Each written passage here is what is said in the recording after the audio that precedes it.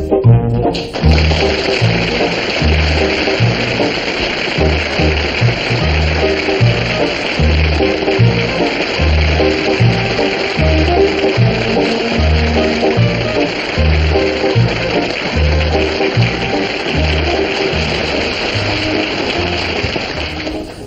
are we going to pay these bills? Tell me that. I don't want any of your excuses. You're idle. Bone idle. Bundle of old newspapers and a sack full of assorted rags, a day's work. Don't you tell me you've been trying. It's a bad time of the year. Every time of the year is a bad time for you. Look at them. Will you listen to me when I'm talking to you? Sitting there reading George Bernard Shaw. Everybody's political watch. Have you finished? No, I haven't. You're a rotten rag and bone man. If you fill the cart with as much junk as you fill your head, we'd be all right. Have you finished now? Yes, I've finished. Right. Now I'll say a few words. Thank you. The problem we are faced with is quite a common one in this capitalist society we are unfortunate enough to live in. A slump. Or, as the right-wing word jugglers prefer to call it when they are in power, a petty trade recession. Thus, avoiding any unpleasant memories of Jarrow, hunger marches and miners getting shot and so on. Oh, good. Here we go again. 3 quick choruses of the red flag. Come on, comrade, let's have ya. The workers' flag is deepest red, stained with the blood of workers dead. If you did somehow, I wouldn't mind. You're a traitor! You are a traitor to the working class! Who is? I'm no worker, mate. I'm a capitalist. Always have been. I've got my own business. I don't want to be nationalised. Why didn't you have a revolution in 1926? That's what I want to know. The general strike. Why didn't you take our opportunity and overthrow them? I mean, we could have had it. Equality for all. And I would have had a chance in the world. We wouldn't be sitting here worrying about bills. Why didn't you revolt, Dad? Where was you? Me? I was making a fortune in 1926. Selling everything there were. At giveaway prices. We never had it so good. Ah, if only we'd had a pawn shop. That's where the money was to be made. Still, you can't have everything. Ah, what's the use? All right. Since we live in your capitalist society, as much as it goes against my dialectic principles, let us try and solve our problems by applying your capitalist methods. First, we must see what assets we have got and temporarily put them to other uses, right? I don't know. Right. Assets. There's the horse, the stock, the ass, the cart and me. And me. I said assets. I'll stand over there with the bills. Right, now let's take them one at a time. Me. Well, I'm the brains of whatever we're going for, so that's me taken care of. The stock. Well, obviously we can't flog that, otherwise we wouldn't be facing this problem. The house. We could sell that and buy a tent or something. I ain't living in no tent. That's not the sort of response I expected from an ex-Boy Scout. One of Baden-Powell's originals. I'm 66. But the spirit soon dies down it. You're a disgrace to your woggle. The horse. The horse, of course. Our problems is solved. I shall put Hercules out to stud. Oh, I shall get on to Captain Boyd Rochfort first thing in the morning. Oh, the Bloodstock Club will go potty whenever he hears about it. I can just see his offspring now, dragging themselves round Aintree, eating their way through the jump. Is that all you have to offer? I thought you was being serious. Serious? Don't make me laugh. That's what I'm trying to tell you. We've got nothing, mate, nothing. We're derelicts. We've had it. We're doomed. Look at us. We're dregs. That's what we are. Dregs. The lower depths. Straight out of Gorky. He could have been writing about us. Dead Gorky, we are. Well, it won't get any better with you just sitting there sneering. Do you know what's in the larder? Don't tell me. Let me guess. Skinny mice. Very funny. You have me in stitches, you do. Harold, we've got to do something. And if you won't help, I'll have to think of something myself. Oh, yes, go on. You do that. Let us see you work an economic miracle. Come on, let's see the phoenix rise from the ashes. A 28-storey office block, and down the side in big lights, Steptoe and Son. And on the top, a statue of Hercules. 24 done in gold. It's a reminder of our humble beginning. Oh, this is a moment for posterity. The birth of the Steptoe Empire. Oh, look at him. Those shrewd eyes. The majestic curve of that forehead. The most noble ragman of them all. Julius Steptoe. Oh, the age of Totting is about to begin. Can this merchant prince save us from destruction? It's coming. It's coming. I've got it. We're taking a lodger. My God, no! Too much. I can't comprehend it. I mean, it's too big for small minds to take in. I need time. Take in a lodge. You think it's a good idea, then? I think it's a diabolical idea. Why? I'm having strangers travelling over my house. Not your house, it's my house. Right of you as well. Well, can you think of a better idea, then? Come on. You've been taking a mickey. Let's hear from you. Well, Yeah. All them talk now ideas. Well, I've made up my mind. I've decided we take in a lodger. we are not taking in a lodger. I mean, apart from anything else, we've only got 2 rooms, mine and yours. Yeah, I thought about that. You can sleep in yours. Where am I going? You can sleep with me. Sleep in the same bed as you. Oh, you are joking. And once those great boots come off, being in the same house is a testament to it. I want my own room. I mean, at 13, whatever I am, I'm entitled to my own room. I mean, a man wants a little bit of privacy. Why? What do you do then? I don't do nothing. What do you mean, what do I do? Well, if you don't do anything, what do you want to be on your own for? Well, because that's the way we lives in the West. I mean, I'm not tribal, Dad. I mean, if this was the South Seas, there'd be 18 families living in one long hut. But over here, a fella likes to be on his own, except if he's got a bird. Which is another reason why I want my own room. You haven't had a bird up there, have you? No. Well, one can live in hopes. I mean, there's always a first time, isn't there? And what's the point of me spending half the evening trying to lure her up there, knowing full well you're sitting up in bed picking your toenails? Oh, my mind's made up. I'm putting an advert in the sweet shop window. To let. Room in fashionable Mews Cottage. Clean linen, suit professional person, £5 a week, no wogs. I might as well be frank with you, Father, seeing as you are determined to force the issue.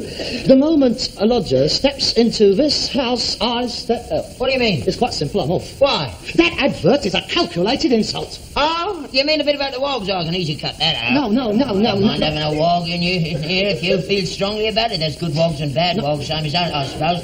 I was only trying Don't to... keep going on about wogs. It's me you are insulting. I never called you a wog. You know what I'm playing, mate. Look, that advert is tantamount to a vote of no confidence in me. What are you talking about? I'm the breadwinner in this house. By taking in a lodger, you have in one foul swoop completely negated my being here. I mean, you don't need me. I mean, that relegates me to nothing more than a Joe Ronce. I'm sorry, Father. You're going to have to choose. It's either him or me. You don't mean that, Al. I do. I mean, I've done my best, but as apparently that is not good enough, there's no further point in my staying here. Oh, well, you can do what you like. If you want to go, you go. I can manage without you. £5 a week from the lodger and a bit of business I can do in the yard. Keep me going, I don't need you. It's come to a head then, ain't it? If you like. Right then. Where are you going then? As soon as the lodger comes. I'll stay until then, I'll give you a fair chance. I see. Well, I better go and get this advert put in, hadn't I? Yes, go on. You do that, go on. I'm going. All right then. I will. Good. Where'll you go? Don't you worry about me, mate. You look after number 1. Don't pay worrying about other people. Oh, I've found that out to my cost. You spend half your life looking after somebody else, and as soon as things get a little bit empty, you get slung out. I'm not slinging you out. Now, let's go into that again. You go and put your advert in. I will. Don't you worry. No, I'm not worried. You should have done it years ago. I know I should. It's a pity you didn't. I know it is. All right, then. Right. I'll go and put the advert in. Yes, you do. I'm going to right now. Don't forget, as soon as he comes, I'm out. I heard you. That's all right, then. As long as you know what you're doing. I do. Right. Right. I'm off then. Go on, then. I'm going. Good. Here I go then. Ta-ta. Ta-ta.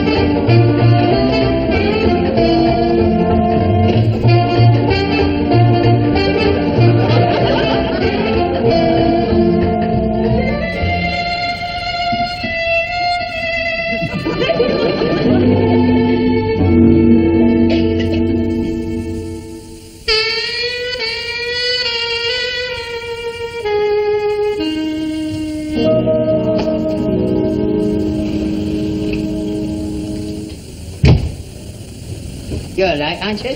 Yeah, am I? Oh, I've been so busy I haven't had time to think about the time. It's gone 7:30. You have worked hard, haven't you? Yeah, so fetch about 10 quid, that lot. That's 2 weeks' rent for the room, isn't it? Have you had any inquiries about the room yet? No, not yet. Oh, really? I would have thought they'd have been round like flies round a dustbin. I mean, the housing situation being what it is. Don't worry, early days yet, they'll be round. I expect it's the cold weather stopping people from coming out. Yeah, I expect that's what it is. It's a bad time of the year for room letting, I would have thought. Ah, you have done well, best day you've had in weeks. Here, this is good, isn't it? That is a real Scots kilt, that is. That is a hunting Stuart. There's the art of material in that. Now, I fought with this lot in the 1918 war. Ladies from hell, the Jerrys used to call them. I had a photo took of myself in one of these. Did you ever see that photo of me in the kilt? Oh, very sexy. Like a little Andy Stewart, aren't you? I don't recommend wearing that one, though. I mean, it's got a few holes in it. You know, they make lovely curtains for the lodger's room when he comes.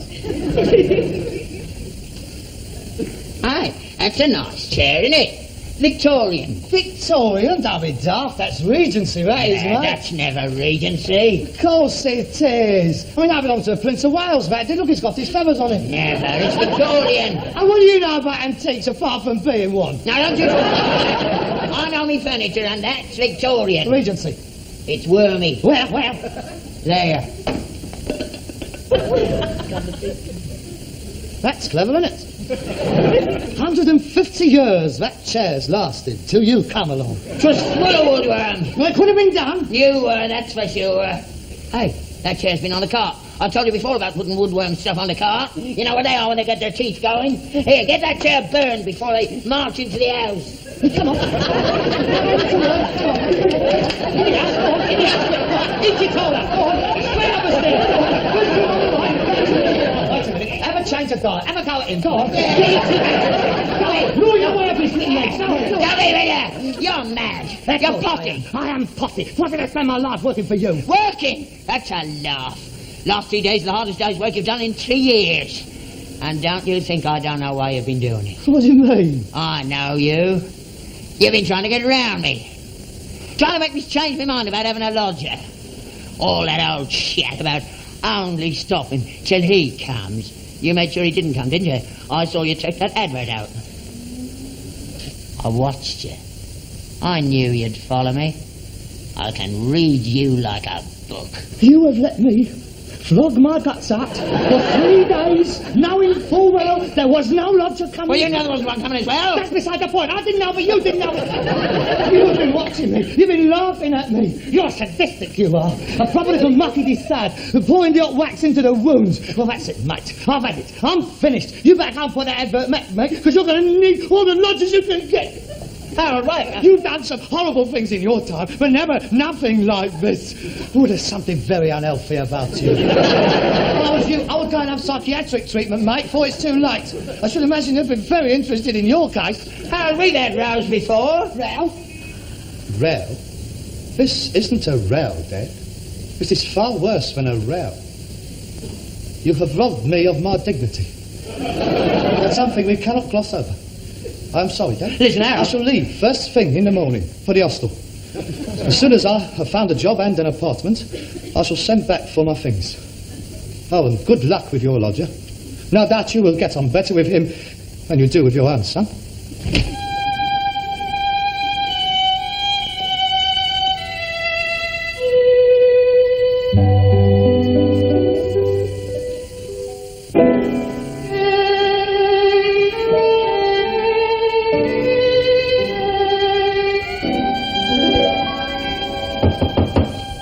A lodger. I hope this one takes it.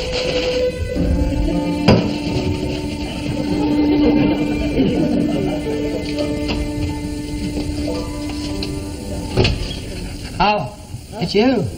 Hello, Dad. Hello, son. Coming in? No, I'm not staying. I was just passing by, so I thought I'd drop in, see how you was. Oh, I'm fine. And you? Oh, yes, very well, thank you. Been a long time. It's only been a week. Oh, yeah. Coming in. Oh, all right then. I just, passing by, I just dropped in to see if you wanted any money or anything. No, I'm anything nicer, thank you. I was just having me dinner. Yes, I thought I could smell fish and chips. You have some? Oh, well, that's very kind of you. But I was going to go back to my apartment to eat. But, well, if there's any going, I might as well join you.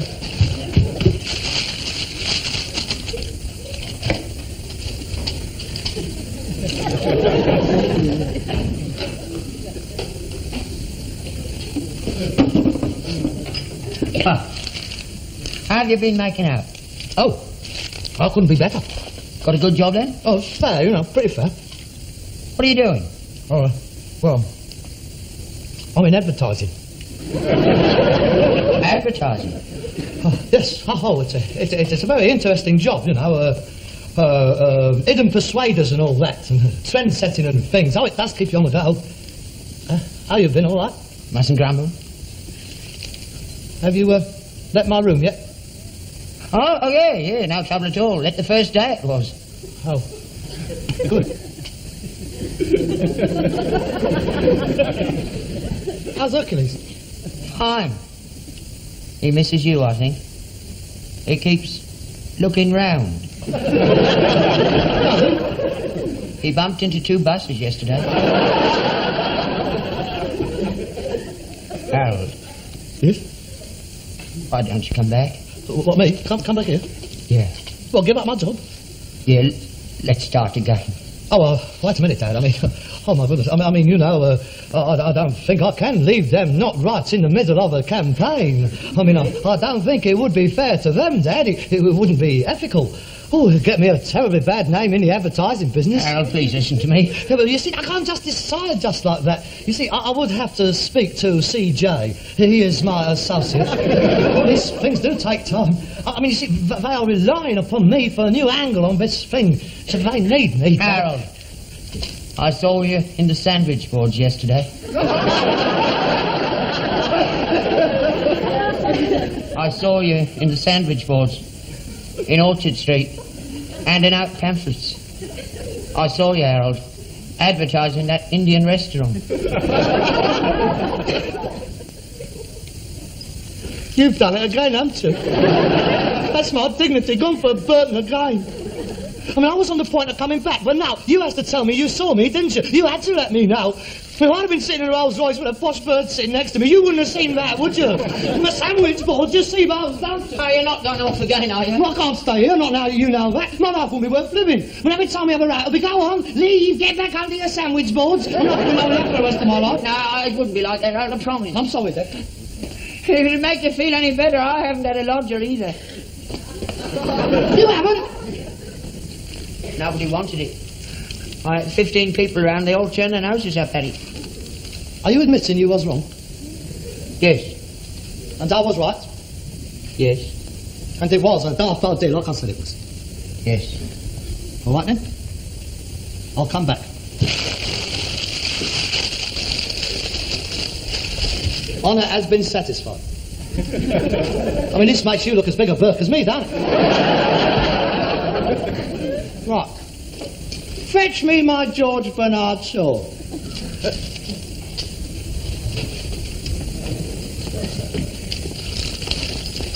Here you are, then. I think I'll just nip down to that sweet shop in the morning and take that advert out of the window. You needn't bother. I took it out on the way over.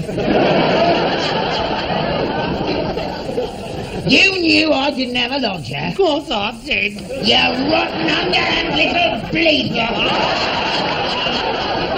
That makes us quits, don't it? You'll be back on the round in the morning. Right. What time do you want calling? Oh, 10:30, 11 o'clock. Lazy git. Good night. Good night.